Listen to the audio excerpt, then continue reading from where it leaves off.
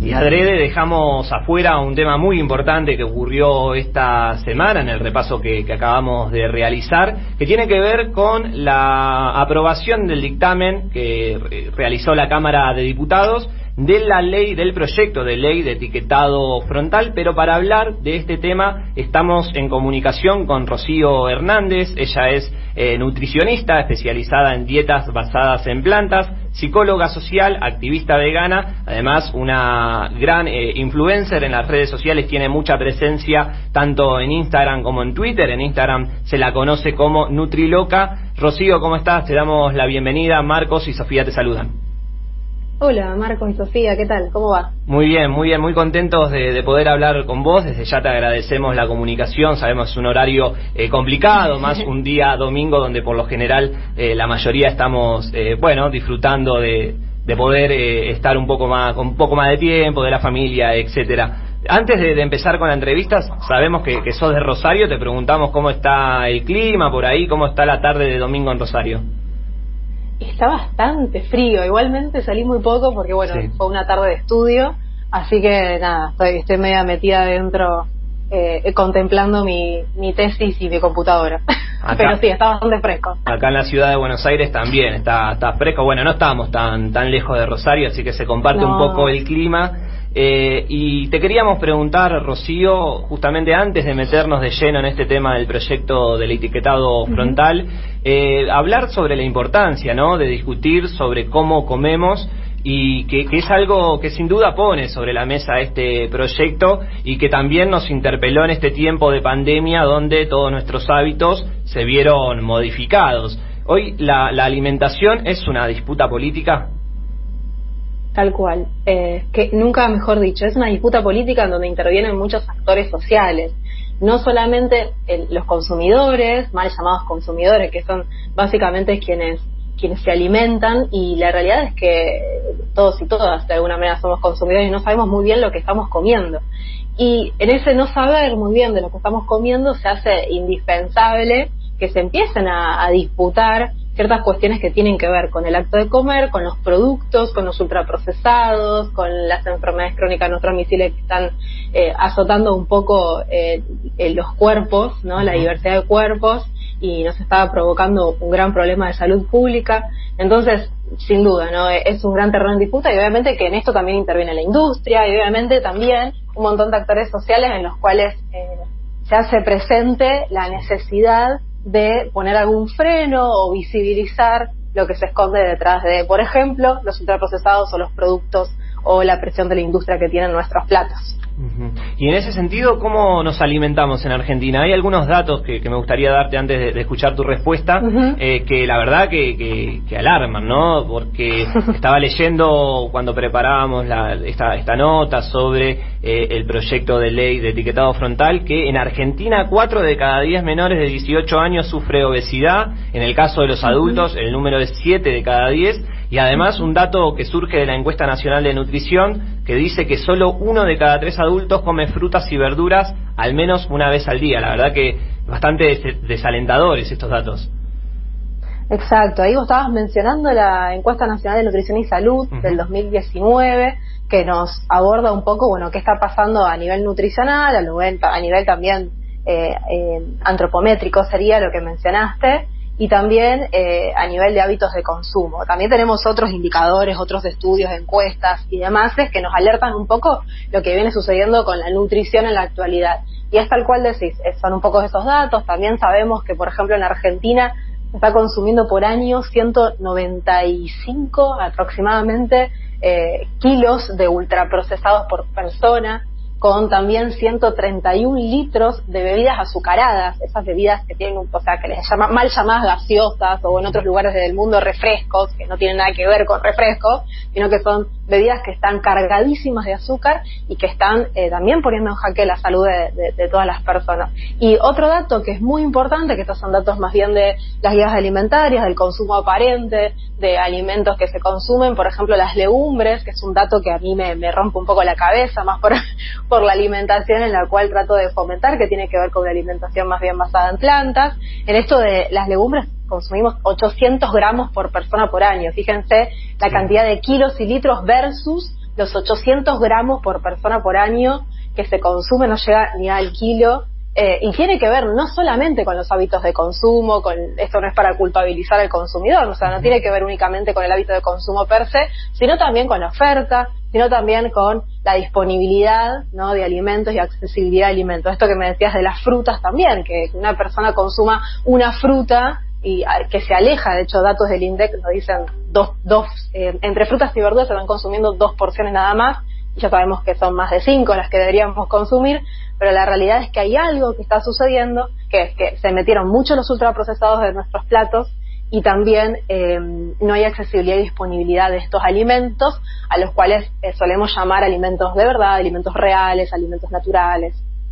Estamos hablando con Rocío Hernández, nutricionista y mejor conocida como Nutriloca en las redes sociales. ¿Cómo estás, Rocío? Sofía te saluda.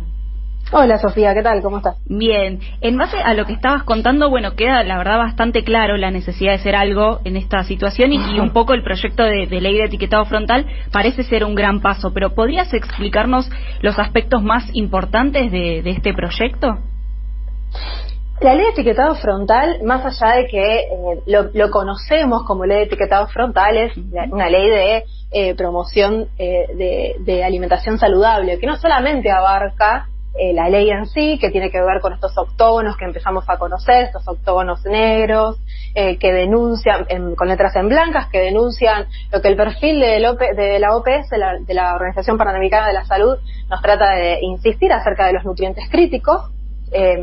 Para que se entienda, nutrientes críticos son todos aquellos nutrientes que por exceso o por defecto representan una problemática de nutrición, y representan una problemática en sí. Entonces, sabemos en la actualidad que los nutrientes críticos por exceso que tenemos en la alimentación que llevamos en la actualidad son los azúcares, sodio, ácidos grasos saturados o las grasas saturadas, las grasas totales, las kilocalorías. Entonces, es sumamente necesario tratar de visibilizar eso, ¿no?, dentro de los ultraprocesados que llamamos, yo mencioné muchas veces ultraprocesados, pero todavía no lo definí. Son aquellos productos que tienen muchísimos ingredientes, de los cuales muy bien no sabemos qué son. En general tienen más de 15 ingredientes, de los cuales muchos los tenemos que googlear, están encriptados, no sabemos muy bien de qué estamos comiendo. Generalmente tienen paquetes de colores, con un montón de insignias y cuestiones que bastante marketineras y que están destinadas a las infancias, bueno, etcétera, etcétera. Entonces, lo que busca un poco la ley de etiquetado frontal es visibilizar eso para tratar de tomar decisiones informadas por parte del consumidor, por un lado, y por el otro tratar de poner un freno a la agroindustria acerca de cómo empiezan a producir, o que busquen alguna alternativa o alguna manera para empezar a producir productos de otra manera, ¿no? Y responde todo al perfil de la OPS, ¿sí?, el perfil de nutrientes críticos de la Organización Panamericana de la Salud. Se nota que hay que hacer como mucha pedagogía en el tema, ¿no? Sobre todo por esto que vos mencionabas, que muchos de estos productos ultraprocesados están le llegan al público infantil, por decirlo de alguna manera, con esto de los colores o dibujitos, claro, y demás. Y a veces es cierto que, o sea, no, los niños y niñas no tienen por qué saber que eso que le están vendiendo en realidad no tiene nada que ver con lo que dice ser, ¿no? Claro, y nosotros también, ojo que sí. Nos pasa también como adultos que nos agarramos un determinado producto, un determinado cajita o frasquito o envase, y que nos dice 100% saludable, sin grasas trans, que tiene dietético, que es de color verde y un montón de cosas, o un yogur mismo, ¿no?, que hoy en día sabemos que un yogur promedio tiene fácil 6 cucharadas de azúcar en su interior, y no lo podemos identificar y no sabemos, estamos comiendo al final productos diseñados y que aumentan la palatabilidad. Eso significa que uno no puede dejar de consumir esos productos una vez que inició ese proceso. Y esto lo vuelvo a decir también porque es re importante. Me parece que la idea nunca es culpabilizar al consumidor o subestimarlo, sino más bien tratar de informar de la mejor manera posible. Esta es una ley de las tantas que va a suceder, no es una obligación, no es que te obliga a no comer más esos productos, sino que es un derecho, y como todos los derechos me parece que son importantísimos porque los usamos cuando los necesitamos, ¿no? Y en ese sentido, ¿crees que hay otras leyes o medidas que hagan falta además o que podrían llegar a ser adicionales a este proyecto? Y se está trabajando en muchas otras cosas más. Yo creo que este es como la puerta de entrada en el caso de que llegue a suceder, y ojalá que así sea, la puerta de entrada para poner a debatir un poco y empezar realmente a charlar muy seriamente acerca de estas grandes industrias que se sientan en la mesa, que son grandes industrias que son pocas, no son muchas marcas, pero son algunas industrias que se están sentando en nuestras mesas, se están tomando decisiones y se están metiendo en cuestiones científicas, se están metiendo en académicos, son personas académicas, y hay un montón de conflictos de interés que hay detrás de todo esto, financiamientos muy profundos que hay detrás de todo esto, y que al final el que termina en el medio, quienes terminan en el medio son aquellas personas que no acceden a toda esta información, ¿no? Sectores más vulnerables, volvemos obviamente a hablar de las infancias, de los entornos escolares, donde se mete mucho la industria ahí también, bueno, entre otros espacios, y también sabemos el rol también que juegan las publicidades, el marketing y las publicidades en todo esto, ¿no? Y eso explica un poco el lobby que hubo en contra de este proyecto y además la llamativa cuestión de que no se discutió ni se habló mucho esto en los medios masivos de comunicación, sí en redes sociales, me parece que ahí la realidad fue otra, pero al menos, por ejemplo, en lo que es televisión no se le dio mucha importancia. Exacto, sí, hubo muy poco, de hecho, bueno, el mayor spameo de información sucedió de las redes sociales, sucedió también desde la organización civil, digamos, en términos, en las personas a lo mejor más informadas en la temática. También hubo muchas contrapartidas, muchas contras quizás de muchos profesionales de la salud, porque a lo mejor tiende a como a demonizar algún alimento, y volvemos a lo mismo, ¿no? Esto no demoniza alimentos, esto no culpabiliza al consumidor, esto tampoco hace que el consumidor le quede prohibido ese alimento, sino más bien aquellas personas que no saben lo que están comiendo o piensan que están comiendo unas galletitas con avena y no sé, y sin azúcar. Sabemos que el término azúcar adentro de un producto puede tener hasta 55 denominaciones distintas, o sea, sí, a lo mejor no dice azúcar, pero dice otras de las otras 55 denominaciones que los tenemos que googlear realmente, no sabemos de qué se trata. Entonces, bueno, en ese sentido suena importante todo esto. Y te pregunto también si sabes, si podrías contarnos algo de cómo fue esta misma experiencia en otros países. Creo que, por ejemplo, Chile, Perú, México y Uruguay tienen sus propias leyes de etiquetado, y si sabes cómo fue el desarrollo, cómo fue recibida y que como finalmente si sirvió de algo, digamos. Exacto, lo interesante de que tanto Chile, que fue uno de los primeros, Uruguay, Perú, México, Colombia también está en esa, o sea, se está haciendo eco un poco todo el LATAM en ese sentido, y lo interesante también es eso, ¿no? Que nos vienen como a colaborar y aportar evidencia científica, o sea, recopilación de datos acerca del impacto que empieza a tener estos sellos octogonales con estos nutrientes críticos en advertencia. Por un lado, a lo mejor la reformulación de ciertos productos por parte de la industria, esto no es que deja sin trabajo, que bajan las ventas o lo que sea, sino más bien se empieza como a poner esto, bueno, los estamos mirando, intenten reformular la cosa de otra manera. Y después, bueno, todo lo que sabemos en la actualidad, por ejemplo, esto de que en góndola la persona no pasa más de 9 a 13 segundos eligiendo un producto, que es algo muy poco, que uno, si no sabe lo que está eligiendo, si no él puede leer directamente, pone en el envase y se guía por las imágenes más grandes, entonces de repente compra, no sé, cualquier producto, como decía antes, que a lo mejor dice sin azúcar, y bueno, lo ponemos en el carro y no sabemos muy bien qué estamos comprando.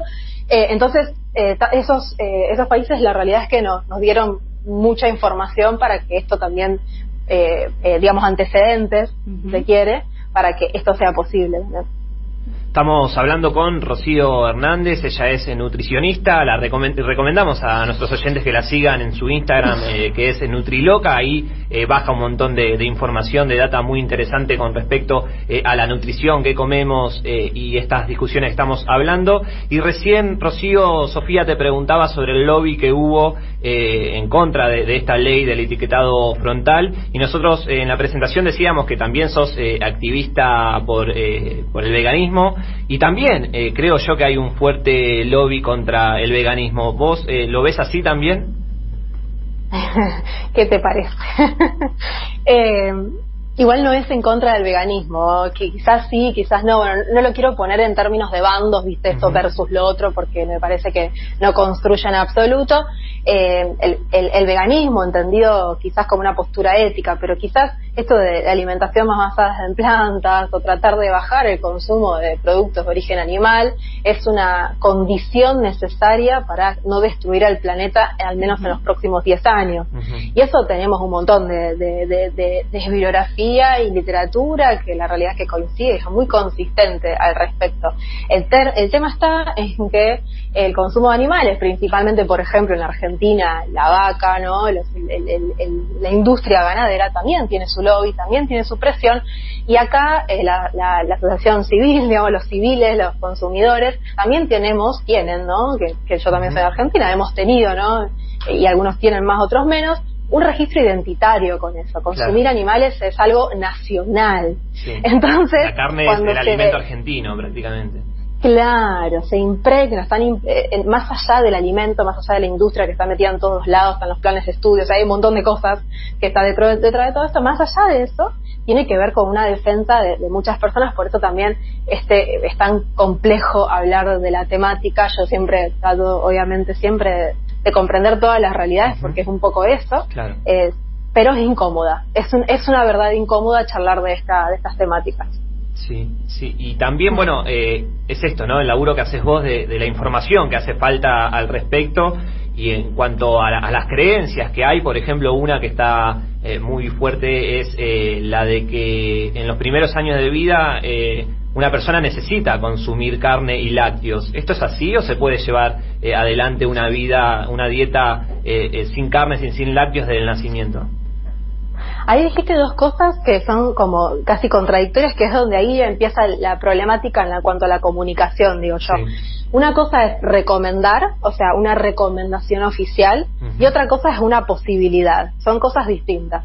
Sabemos que es posible llevar adelante una alimentación basada en plantas a lo largo de todo el ciclo vital. Obvio no lo digo yo, lo dicen grandes organismos que nos avalan constantemente para que podamos decir esto, y nos dan herramientas técnicas específicas a quienes nos capacitamos en la temática para poder acompañar el proceso, ¿no? Entonces es posible. Ahora, ¿es una recomendación? Obvio que no va a ser una recomendación, no esperemos que sea una recomendación por todo esto. Estamos hace 10 minutos hablando del lobby, básicamente no va a ser una recomendación, y más allá de eso tenemos grandes imposibilidades que tienen que ver con la desactualización que hay en los planes de estudios, profesionales de la salud que a lo mejor no acompañan y no coinciden porque colocan su opinión por sobre su creencia, ¿no? Por sobre la ciencia o evidencia. Bueno, un montón de obstáculos que tenemos en la realización. Entonces, ¿es posible? Sí, es posible. O sea, como en mayúsculas, es posible en todo el ciclo vital. Embarazo, lactancia, niñez, adolescencia, atletas, personas adultas mayores, etcétera, etcétera. Inclusive para el tratamiento de muchas patologías que tenemos en la actualidad, como enfermedades no transmisibles. Pero no es una recomendación oficial en líneas generales por todos estos obstáculos que estaba mencionando antes. Y por último, Rocío, y agradeciéndote por tu tiempo, ¿cuáles son tus recomendaciones para las personas que quieren introducirse en una vida más saludable, en una alimentación más saludable?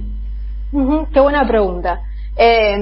Siempre a mí me gusta hablar del criterio inclusivo de la alimentación, es decir, no hacer foco tanto en sacar cosas, quiero dejar esto, quiero dejar aquello, quiero dejar las harinas, porque estamos todos carbofóbicos. Bueno, hay fobia total o odio total a determinados grupos de alimentos. Bueno, no.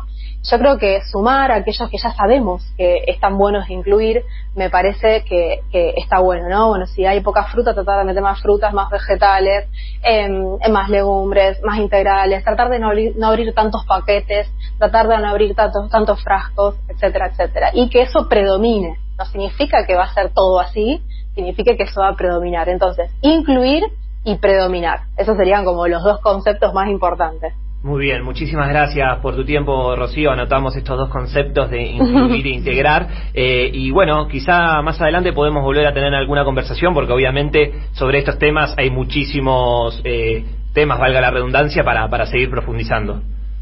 Sí, cómo no. Muchísimas gracias por tu tiempo. Gracias a ustedes. Gracias. Chau, chau.